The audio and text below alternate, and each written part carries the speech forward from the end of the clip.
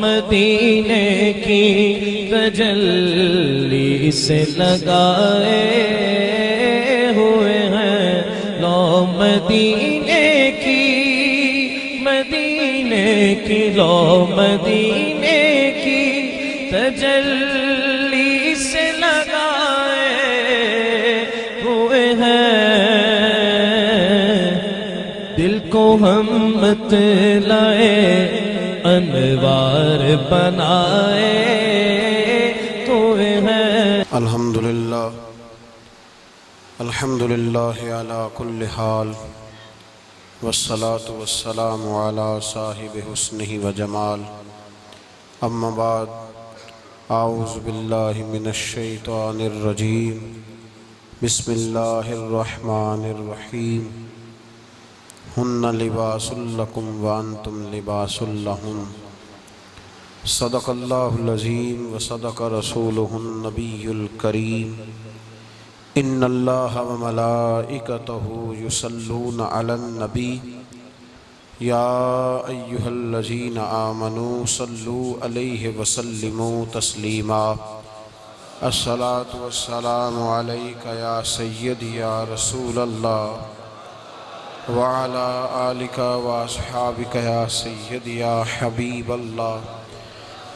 अस्सलातु वस्सलामु अलैका या सय्यदी या नबीयल्लाह व अला आलिका व अस्हाबिका या सय्यदी या नूरल्लाह।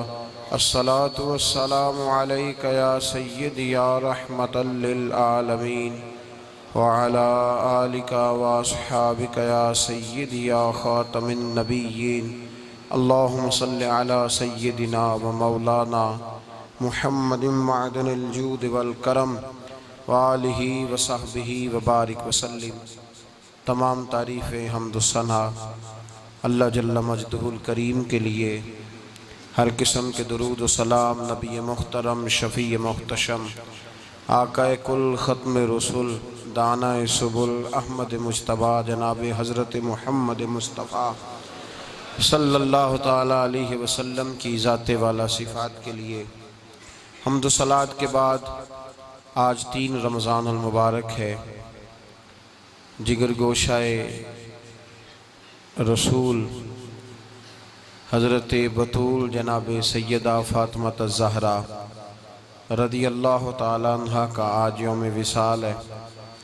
इसी मुनासिबत से औरत और इस्लाम गुफ्तगू का उन्वान है। अज़ीज़ दोस्तों, कुरान मजीद फ़ुरक़ान हमीद अहादीस मुबारका में औरत के हुकूक़ का बयान, औरत के फ़ज़ाइल और इसकी अज़मत को बयान किया गया है। इस्लाम ने मर्द और औरत को सवाब और अजर के लिहाज से, अल्लाह तबारक व तआला के तकर्रुब के लिहाज से, नबी पाक सल्लल्लाहु अलैहि वसल्लम की ग़ुलामी के लिहाज से, हर हवाले से हुकूक अता फरमाए हैं। कुरान मजीद ने मर्द और औरत के जो बाहमी ताल्लुक़ को बयान किया तो फरमाया कि हुन्ना लिबासुल लकुम व अंतुम लिबासुल लहुन। औरतें तुम्हारा लिबास हैं और तुम उनका लिबास हो। एक को दूसरे के लिए लिबास करार दिया। ये बात अपनी जगह पे हकीकत है कि इस्लाम ने ये कहा है कि अर्रिजालु कव्वमून अलन निसा, मर्द औरतों पर दर्जा रखते हैं, फजीलत रखते हैं। उसकी वजह यह है कि इस्लाम ने जिम्मेदारियां सारी मर्द की लगाई हैं। बाज़ जगह पे बाज़ लोग ये बात करते हैं कि खातून का जायदाद में आधा हिस्सा रखा गया है और मर्द को पूरा हिस्सा दिया गया है। इसकी क्या वजह है? तो इसकी वजह भाई ये है कि औरत का हिस्सा इसलिए आधा रखा गया है कि उसकी जिम्मेदारी कोई नहीं। औरत अगर मालदार भी हो, साहिब हैसियत भी हो, साहिब जायदाद भी हो, लाखों करोड़ों का रुपया रखती हो, फिर भी औरत के सारे अखराजात उसके खामद की जिम्मेदारी होते हैं। इस्लाम ने ये हुक्म दिया है कि औरत का खाना पीना, लिबास, रिहाइश, उसके कपड़े, उसकी दवाई, हत्ता कि अगर अपने बाल बच्चों के समेत वो अपने मेके में भी वक्त गुजारती है तो फिर भी उसकी ज़रूरियात का जिम्मा उसके खामंद का लगाया गया।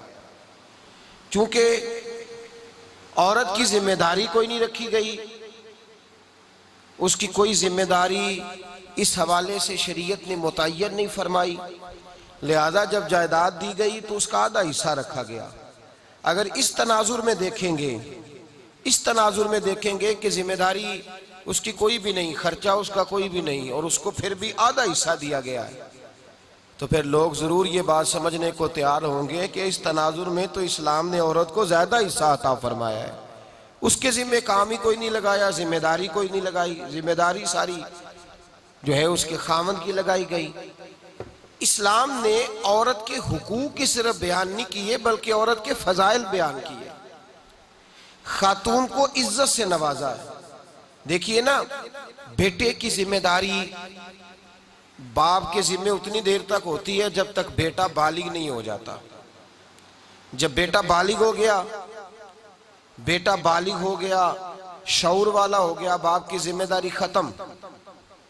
वो अपनी शादी के इंतजामात खुद करेगा, अपने लिए वसाइल खुद ढूंढेगा, उसको जितनी भी जिंदगी में ज़रूरियात हैं उनकी किफ़ालत के लिए असबाब वो खुद मुहैया करेगा, उसके बाप की ये जिम्मेदारी नहीं। लेकिन औरत के लिए बेटी के हक में कानून ये नहीं है कि बालिग हो गई तो माँ बाप फारिग हो गए, बल्कि बेटी के हक में कानून ये है कि जब तक बेटी की शादी नहीं हो जाती, जब तक उस बेटी का निकाह नहीं हो जाता और वो अपने ससुराल नहीं चली जाती, उतनी देर तक उसको माँ बाप की जिम्मेदारी रखा गया है। पैदा होने से लेकर निकाह तक वो माँ बाप की जिम्मेदारी है और निकाह के बाद वो खामद की जिम्मेदारी है। और जब बच्चे जवान हो जाएं तो फिर माँ की खिदमत करेंगे तो अल्लाह जन्नत अता फरमाएगा। तो हर लिहाज से औरत को तहफ़्फ़ुज़ दिया गया। तहफ़्फ़ुज़ जो जदीद मुआशरे से मुतासिर होकर और चंद झूठे नाड़ों की धोखे और फरेब में आकर बाज पढ़ी लिखी ख़वातीन ये मुतालबा करती हैं कि हमारे बराबर के हुकूक हैं, तो हमें मैदान अमल में निकलना चाहिए, हमें भी अपने लिए असबाब जमा करने चाहिए, नौकरी करनी चाहिए, तिजारत करनी चाहिए, हमें भी बाहर निकल कर मर्दों के शाना बशाना निकलना चाहिए। तो ये तो उनके साथ ज्यादती की जा रही, ये तो उन्हें धोखा दिया जा रहा है, ये तो उन्हें हाँ कुछ शराइत के साथ औरत बापर्दा होकर किसी मजबूरी के तहत अगर कोई काम करती है तो शरीयत उसको पाबंदी नहीं लगाती, लेकिन जो रंग और तरीका हमें सिखाया जा रहा है कि उसको कोई जरूरत भी नहीं, कोई मजबूरी भी नहीं, कोई ऐसी हाजत भी नहीं, बिला वजह वो काम करना चाह रही, और काम भी वो इसलिए नहीं करना चाह रही कि वो अपने खामंद का हाथ बटाएगी या जरूरियात के अंदर ख्याल रखेगी, बल्कि उसको कहा यह जा रहा है कि तू किसी की मोहताज ना रहेगी, तू बिल्कुल आजाद हो जाएगी, जो तेरे तबीयत में आएगा तू वो करेगी, तू पाबंद नहीं रहेगी खामंद की।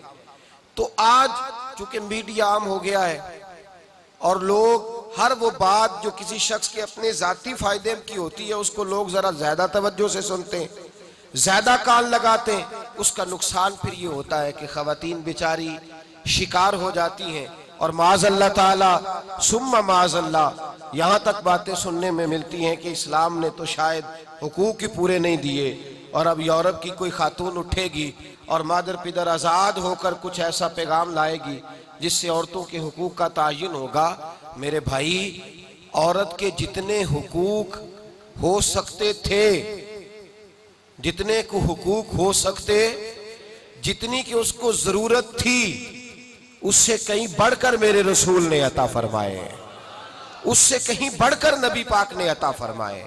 और एक हरफ की, एक लफ्ज की, एक नुक्ते की भी मजीद गुंजाइश नहीं रखी रसूल करीम सल्लल्लाहु अलैहि वसल्लम। देखिए ना, और फिर कितनी तेजी से हुजूर ने बदला। आज तो कहते हैं बिल असेंबली में जाएगा, वहां वो पास होगा, वहां फिर उस पर अगर एतराजात होंगे तो वो सुने जाएंगे, उसके बाद उसको लाया जाएगा थानों में, फिर उस पर अमल दरामद कराया जाएगा, कौन जीता है तेरी जुल्फ के सर होने तक। अरब के मुआशरे के अंदर बच्ची जिंदा दरगोर की जाती थी, उसका कोई हक नहीं था, कोई उसको पूछता नहीं था। मेरे नबी करीम अलैहिस्सलातु सलाम ने रंग ही बदल दिया, आते रंग ही बदल दिया, अंदाज ही बदल दिया। हुजूर ने फरमाया जिस शख्स को अल्लाह बेटी दे और फिर वो अपनी बेटी के साथ प्यार करे, फिर वो उससे अच्छा अदब सिखाए और बेटे को बेटी पर तरजीह न दे, ये न कहे कि ये बेटा है तो ज्यादा प्यारा, तरजीह न दे, बल्कि मसावी सलूक करे, बराबर का सलूक करे, अच्छा अदब सिखा के उसे रुखसत कर दे, उसका निकाह कर दे। इतनी बड़ी शान बयान की। हुजूर ने फरमाया जिस तरह मेरी 2 उंगलियां जुड़ी हुई हैं, इस तरह मेरे साथ जुड़ के जन्नत में दाखिल हो जाएगा। इतना बड़ा मकाम हुजूर ने अता फरमाया, इतना बड़ा मकाम अता फरमाया। नबी पाक हजरत आयशा सिद्दीका रज़ी अल्लाह ताला अन्हा फरमाती हैं, मेरे पास एक औरत आई तो मैंने उसके साथ 2 बेटियां थी उसकी, मेरे पास 3 खजूरें थी, मैंने उस बीबी को दे दी। 2 बेटियां थी। उस औरत ने क्या किया, मैं देख रही थी, माँ थी ना और बेटियों की माँ थी। उसने पहले एक एक खजूर दोनों बेटियों के मुंह में डाली और फिर जो खजूर उसके पास बच गई, मेरा ख्याल था ये खाएगी, लेकिन उस माँ ने उस खजूर के 2 टुकड़े किए और वो भी अपनी बेटियों के मुंह में डाले। हजरत आयशा सिद्दीका फरमाती है उसका अमल इतना हसीन था, उस बीबी के इस अमल के अंदर इतना हुस्न था कि मेरी आंखों में भी वो बात रह गई, दिल में भी रह गई, रूह में भी समा गई। उसके हुस्न और तासीर को मैं भुला न सकी। शाम तक वो कैफियत, वो अंदाज, वो उस औरत का तर्ज, उसका वो अंदाज मेरी तबीयत के अंदर बार बार मुझे उसकी तरफ मुतवज्जे करता रहा। शाम को महबूब तशरीफ लाए, नबी करीम सल्लल्लाहु अलैहि वसल्लम शाम को जब तशरीफ लाए तो हबीब पाक अलैहिस्सलाम को मैंने बतलाया, मैंने कहा हुजूर बीबी आई थी, उसका चेहरा बता रहा था कि भूखी है, लग रहा था कई दिनों से खाना नहीं खाया। 3 खजूरें थी ही मेरे पास 3, 2 बेटियों को दे दी, वो खा सकती थी, लेकिन या रसूल अल्लाह सल्लल्लाहु अलैहि वसल्लम उसने खाई नहीं, वो भी खजूर 2 टुकड़े करके बेटियों में बांट दी है। हजरत आयशा कहती है देर तक हुजूर मेरी बात को सुनते रहे, देर तक मेरी तरफ देखते रहे, उस तसव्वुर को, बेटी के प्यार के उस जायके देर तक महबूब महसूस करते रहे। और फिर फरमाया आयशा जो दुनिया में बेटियों की वजह से आजमाया जाएगा, जब कयामत का दिन आएगा तो रब उससे हिसाब नहीं लेगा, बेहिसाब ही जन्नत में दाखिल फरमा देगा। अल्लाह फिर उससे हिसाब नहीं लेगा जो बेटी के सबब से आजमाया जाए। यानी हुजूर ने बाप को कहा कि बेटी को मुसीबत ना समझना, अगर कभी उसके मेके से झगड़े का पैगाम भी आ जाए, अगर कभी दोबारा तुझे उसकी तरफ पलट कर जाना भी पड़े। मेरे नबी पाक सल्लल्लाहु अलैहि वसल्लम से किसी सहाबी ने कहा था या रसूल अल्लाह बेहतरीन सदका कौन सा है? हुजूर बेहतरीन सदका कौन सा है? वो मेरा माल जो अल्लाह के रास्ते में खैरात करूं तो रब मुझे ज्यादा अजर अता करे, वो कौन सा है? तो मेरे नबी पाक ने फरमाया अगर तेरी बेटी वापस लौट आई, तलाक की वजह से या बेवा होकर वापस आ गई और तुझे उस लौटने वाली बेटी पर कुछ खर्च करना पड़ा, तो तेरे रसूल का वादा यह है कि अल्लाह तुझे उस रुपए पर सबसे ज्यादा अजर अता फरमाएगा, उस पैसे पर अल्लाह तुझे सबसे ज्यादा। इन्हें बोझ ना जानना, इनकी आजमाइशों पे परेशान ना होना। घर कभी बेटी का पैगाम आ जाए कि उसको फिर से ये तकलीफ हुई है, बाप समझने लगा था कि मैं तो फारिग हो गया, निकाह करके मैं फारिग हो गया, फिर अगर कभी उसे पैगाम आए तो मेरे मुस्तफ़ा करीम ने फरमाया वो परेशान ना हो, वो दुखी ना हो, बल्कि जो बेटी की वजह से आजमाया जाएगा उससे तो हिसाब ही नहीं लिया जाएगा, अल्लाह बगैर हिसाब ही जन्नत अता फरमा देगा। इतना बड़ा मकाम, इतनी बड़ी अजमत और फजीलत अल्लाह के रसूल ने बेटियों के माँ बाप को अता फरमाई। बेटियों के माँ बाप इस चीज को समझें कि वो तो एजाज हासिल कर रहे हैं, उनको तो अल्लाह तबारक व तआला ने फजीलत दी है बेटी देकर, उनके लिए तो खुदा ने रहमत का सामान किया है। आज भी, हाँ, आज भी इस दौरे जदीद में, इस दौरे शऊर में आज भी ऐसा होता है कि जो मिठाइयाँ बेटों के पैदा होने पे बंटती हैं वो बेटियों के पैदा होने पे तकसीम नहीं होती। आज भी हमारे जमाने में भी जो रंग माँ बाप का बेटे की विलादत पर होता है वो बेटी की विलादत पे नहीं होता। ओ खुदा के बंदे, बेटा तो नेमत होता है, नेमत का हिसाब लिया जाएगा, और बेटी तो रहमत होती है। जब बेटी पैदा होती है तो समझ ले खुदा ने तेरी खताएं बख्श दी है, तेरे लिए रिज्क के दरवाजे भी खोल दिए हैं, रहमत के दरवाजे भी खोल दिए हैं, उसने तो तेरे ऊपर फजल किया है। यहां तो तुझे ज्यादा मिठाई बांटनी चाहिए, यहां तो तुझे ज्यादा एजाज का ख्याल करना चाहिए, और यहां तूने तवज्जो ही नहीं की। तो याद रखिए, बेटी को अजमत दी इस्लाम, फजीलत दी। एक पहलू बेटी को और भी याद रखना है कि जहां बेटी को फजीलत अता फरमाई वहां बेटी की जिम्मेदारी भी लगाई। जहां बेटी को फजीलत अता की वहां बेटी की, मेरे रसूल पाक अलैहिस्सलाम ने फरमाया, बेटियों घरों में ठहरी रहो, खामंद की फर्मा बरदारी करो, गोया अपने माँ बाप की इज्जत का पास और लिहाज करो। फरमाया घरों के अंदर ठहरी रहो, बाहर निकलोगी तो शैतान तुम्हें ताड़ेगा, अपने माँ बाप का ख्याल करो। अगर तुम इस हाल में दुनिया से जाओगी तो रब तुम्हें बेहिसाब ही जन्नत अता फरमाएगा। बेटी की जिम्मेदारी भी लगाई, जिम्मेदारी भी उसकी, माँ बाप की खिदमत करेगी, माँ बाप का पास और लिहाज करेगी।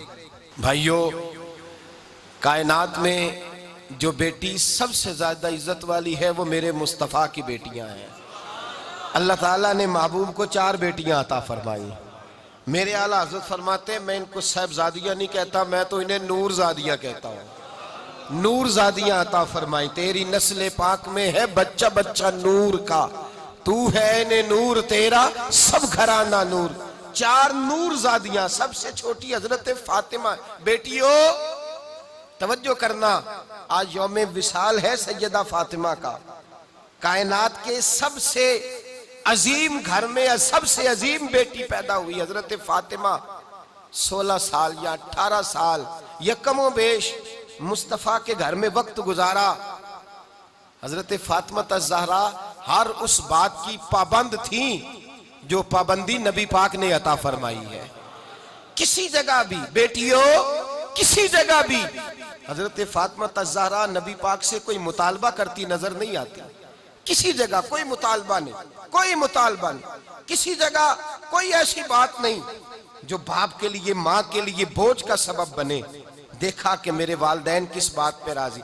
एक दफा हजरत फातिमा का एक मुतालबा आया भी किस तरह, बुखारी में, मुस्लिम में, तमाम कुतुब हदीस में हदीस है। हजरत फातिमा हाजिर हुई और खुद नहीं आई, मौला कायनात शेर खुदा अलीउल मुर्तज़ा रज़ी अल्लाह ताला अन्हु ने कहा कि फातिमा आओ, बेटी अपनी जिम्मेदारी का भी एहसास करे, अपनी जिम्मेदारी का भी एहसास करे, वो समझे कि बहसीयत बेटी मेरे फजाइल है तो मेरी कुछ जिम्मेदारी भी। हजरत फातिमा ज़हरा तशरीफ लाई हजरत अली के कहने पर। जनाब अली कहने लगे, फातिमा मुझसे देखा नहीं जाता, तू चक्की भी पीसती है, आटा भी गूंथती है, रोटियां भी पकाती है, झाड़ू भी देती है, और इमाम हसन और हुसैन के दरमियान पूरे साल का वक्फा नहीं था, 11 महीने का वक्फा था, 2 बच्चे भी तकरीबन हम उम्र हैं, इतनी ज्यादा तू मुशक्कत करती है। भाई सवेरे जो बेटी उठती है, आटा रात को गूंद करके उसने रख दिया है फ्रीजर के अंदर, सवेरे फ्रिज से निकाला है और निकाल के रोटियां पकाई हैं, फिर भी वो काबिल सताइश है, फिर भी वो ये कहती है कि बड़ा मुश्किल काम है ये, सवेरे उठना, इफ्तारी तैयारी करना और खाना पकाना, आधा घंटा पौना घंटा पहले उठना पड़ता है। जरा हजरत फातिमा ज़हरा रज़ी अल्लाह ताला अन्हा का मेयार जिंदगी भी मुलाहिजा फरमाइए। शहजादी कौनैन, सबसे बड़ी शहजादी, वो कितने बजे उठती होंगी जिस बीबी ने आटा भी खुद पीसना है, घर में झाड़ू भी देना है, और फिर औरतें कहती हैं आटा गूंद करके फौरन रोटी नहीं पकाई जाती, कुछ देर रखना पड़ता है, फिर उसको रखना है, फिर उसको तैयारी करना है, फिर हजरत मौला अली को देना है, फिर असरैन करीमैन को देना है। हजरत आयशा सिद्दीका कहती हैं मौला अली ने कहा कि फातिमा तेरी ये मुशक्कत देखी नहीं जाती, चल ना दरे रसूल पे चले, हुजूर से खादिम का सवाल कर ले, एक मुलाजिम मिल जाए जो कामकाज में तेरा हाथ बटाए। हजरत फातिमा तशरीफ लाई। भाई मेरा तो ख्याल ये है कि बेटी अगर बाप से आके मुतालबा करे तो हो सकता है बाप शहर के चौराहे में खड़ा हो जाए और कहे कोई मुझे खरीद ले और मैं बेटी की ख्वाहिश पूरी कर दूं। शायद माँ बाप बिकने को तैयार हो जाए, शायद माँ बाप बिकने को तैयार हो जाए, इतना बड़ा ये काम होता। हजरत फातिमा ज़हरा तशरीफ लाई और जनाब आयशा कहती हैं हाथ खोल के छाले दिखाए, हाथों में पड़े हुए छाले, या रसूल अल्लाह सल्लल्लाहु अलैहि वसल्लम चक्की पीस के छाले पड़ गए, एक गुलाम मिल जाए। मेरे नबी पाक ने क्या फरमाया? फरमाया फातिमा जा घर जाके 33 बार सुभान अल्लाह पढ़, 33 बार अल्हम्दुलिल्लाह पढ़, 34 बार अल्लाहु अकबर पढ़, अल्लाह तुझे गुलाम आजाद करने का सवाब अता फरमाएगा। और फरमाया गोया चक्की तू नहीं पीसनी है, आटा तू नहीं गूंदना है, घर में झाड़ू तू नहीं देना है, अल्लाह के फराइज खामद की जिम्मेदारी, दीन की